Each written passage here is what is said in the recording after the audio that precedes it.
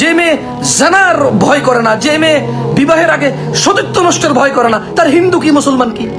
হারাম তো হারামি।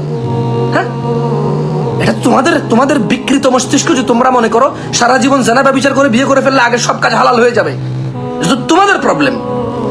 তোমরা মনে করো সারা জীবন জানা ব্যভিচার নষ্টামি করে এরপরে বিয়ে করে ফেললে আগের সব হালাল হয়ে যাবে।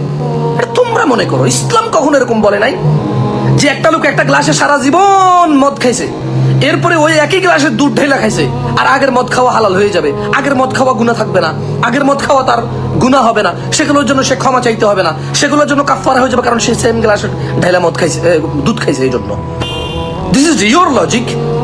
আল্লাহর দিকে তাকিয়ে তোমাদের রিজিকের প্রয়োজন হলে ক্ষমা চাও আল্লাহর কাছে। হাদা কুরআন কালামুল্লাহি হক। আল্লাহর কথা সত্য, আল্লাহর ওয়াদা সত্য, আল্লাহর দ্বীন সত্য, নবী রাসূলগণ সত্য, জান্নাত জাহান্নাম সত্য, দুনিয়া আখিরা সত্য, ফেরেশতা সত্য। এই যে শয়তান জিন শয়তান এগুলো সব আছে, মানুষকে ধোঁকায় ফেলে।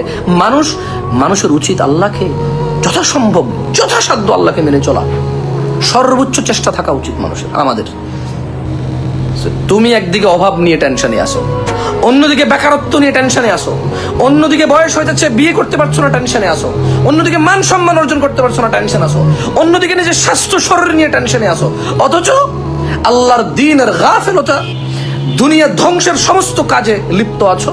সমস্ত কাজে লিপ্ত আছি আমরা, আর আমরা চাই আল্লাহ আমাদের কল্যাণ করুক, আর আমরা চাই আল্লাহ আমাদেরকে উদ্ধার করুক, অথচ আমরা প্রতিদিন প্রতিক্ষণ আল্লাহর বিরুদ্ধাচরণে আমরা লিপ্ত আছি।